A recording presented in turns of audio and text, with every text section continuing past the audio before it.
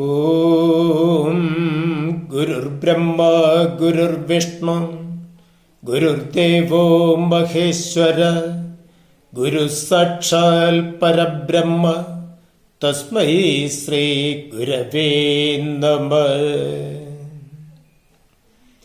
ആദരണീയരായ എല്ലാ സനാതനധർമ്മ വിശ്വാസികളെയും ഭാരതീയം യൂട്യൂബ് ചാനലിലേക്ക് സ്വാഗതം ചെയ്യുകയാണ്. കഴിഞ്ഞ വീഡിയോയിൽ നമ്മൾ പ്രതിപാദിച്ചത് ഗണപതിക്ക് ഏത്തമിടുന്നതിൻ്റെ രഹസ്യമായിരുന്നു. ഇപ്പോൾ നമ്മൾ പ്രതിപാദിക്കുന്നത് ഗണപതി ക്ഷേത്രത്തിൽ നാളികേരമുടയ്ക്കുന്നതിൻ്റെ രഹസ്യമാണ്. നമുക്ക് ഗണപതി ക്ഷേത്രത്തിൽ എല്ലാവരും നാളികേരമുടയ്ക്കാറുണ്ട്. എന്തിനാണ് നാളികേരമുടയ്ക്കുന്നത് എന്ന് ചോദിച്ചാൽ, നമ്മുടെ തടസ്സങ്ങൾ മാറുന്നതിന് വേണ്ടി ആണ് നമ്മൾ നാളികേരമുടയ്ക്കുന്നത് എന്ന് സാമാന്യനെ എല്ലാവരും ഒരേ സ്വരത്തിൽ പറയും. യഥാർത്ഥത്തിൽ എന്താണ് നാളികേരം ഉടയ്ക്കുന്നതിൻ്റെ രഹസ്യം? അതാണ് നമ്മൾ ഇന്ന് പ്രതിപാദിക്കുന്നത്. ഈ വീഡിയോ നിങ്ങൾക്ക് ഇഷ്ടപ്പെട്ടുവെങ്കിൽ ദയവായി സബ്സ്ക്രൈബ് ചെയ്ത്, ഷെയർ ചെയ്ത്, ലൈക്ക് ചെയ്ത് ഈ ഉദ്യമം, ഈ സന്ദേശം എല്ലാ സനാതനധർമ്മ വിശ്വാസികളിലും എത്തിക്കുവാൻ പരമാവധി എല്ലാവരും സഹായിക്കേണ്ടതാണെന്ന് ഒരിക്കൽ കൂടി അറിയിക്കുകയാണ്.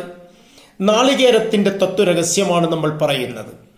നമ്മുടെ മനുഷ്യ ശരീരത്തെ ഇതുപോലെ നാളികേരം പോലെ ഉപമിപ്പിക്കാൻ കഴിയുന്ന മറ്റൊരു വസ്തു ലോകത്തില്ല. നാളികേരത്തിൻ്റെ പുറത്ത് നമുക്കറിയാം ചകിരിയാണ്, ചകിരി കൊണ്ട് ആവരണം ചെയ്യപ്പെട്ടിരിക്കുന്നതാണ്. അതിനുള്ളിൽ ചിരട്ടയാണ്, ആ ചിരട്ടയ്ക്കുള്ളിൽ കാമ്പാണ്, അതിനുള്ളിലാണ് വെള്ളം. ഈ ചകിരി എന്ന് പറയുന്നത് യഥാർത്ഥത്തിൽ എന്താണ്? മായാതത്വമാണ്. ഈ മായാതത്വം ആവരണം ചെയ്തിരിക്കുന്നത് കൊണ്ടാണ് അതിനുള്ളിലെ ചിരട്ട, അത് അഹങ്കാരതത്വമാണ്. എല്ലാ വ്യക്തിയിലും ഈ അഹങ്കാരതത്വമുണ്ട്. അത് ചിരട്ട പോലെ കട്ടിപിടിച്ചിരിക്കുന്നതാണ്. ഇതിനെയാണ് എറിഞ്ഞുടയ്ക്കേണ്ടത്. ഞാൻ പറഞ്ഞല്ലോ, മനസ്സാകുന്ന ഗണപതി, ആ ഗണപതിയുടെ മുൻപിൽ നമ്മിലെ അഹങ്കാര തത്വം എറിഞ്ഞുടയ്ക്കണം. ജീവനെയും ഈശ്വരനെയും അകറ്റി നിർത്തുന്ന ഏറ്റവും പ്രബലനായ ശത്രു ആരാണ് എന്ന് ചോദിച്ചാൽ ഒറ്റ വാക്കിൽ നമുക്ക് പറയാൻ കഴിയും, അഹങ്കാരമാണ്. അതുകൊണ്ടാണല്ലോ അഷ്ടരാഗങ്ങൾ, കാമം, ക്രോധം, ലോഭം, മോഹം, മതം, മത്സരം, ഡംബ്, അഹങ്കാരാദികളാകുന്ന അഷ്ടരാഗങ്ങളിൽ ഏറ്റവും പ്രബലമായി നിൽക്കുന്നത് അഹങ്കാരമാണ്. അപ്പോൾ ഈശ്വര തത്വത്തിന് വിഘാതമായി, ഈശ്വര സാക്ഷാത്കാരത്തിന് വിഘാതമായി നിൽക്കുന്നത് അഹങ്കാര തത്വമായതുകൊണ്ട് ആ അഹങ്കാര തത്വത്തെ പൂർണ്ണമായും അവിടെ എറിഞ്ഞുടയ്ക്കണം. എറിഞ്ഞുടച്ചാൽ പുറത്തേക്ക് പിന്നെ വരുന്നത് എന്തായിരിക്കും? അവിടെ ജീവാത്മ പരമാത്മ ഐക്യം സ്ഥാപിക്കുമ്പോൾ നമ്മുടെ തലച്ചോറിലെ ചിച്ചന്ദ്ര മണ്ഡലത്തെ ചുറ്റി നിൽക്കുന്ന കർണികയുണ്ട്.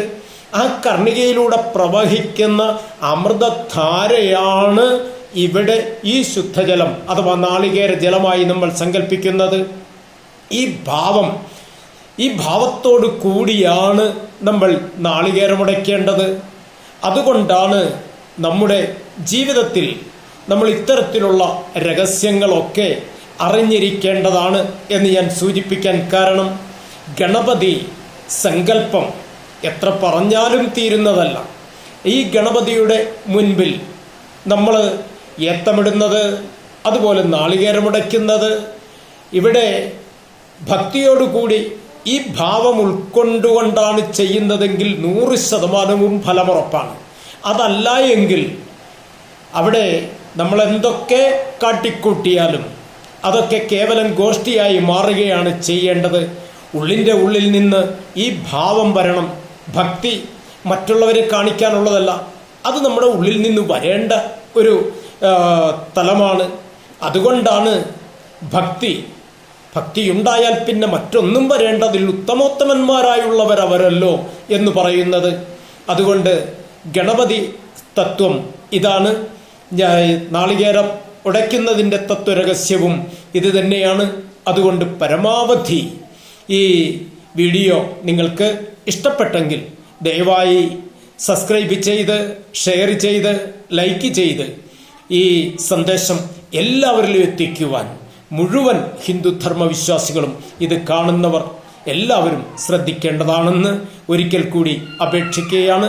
എല്ലാവർക്കും സാദര നമസ്കാരം.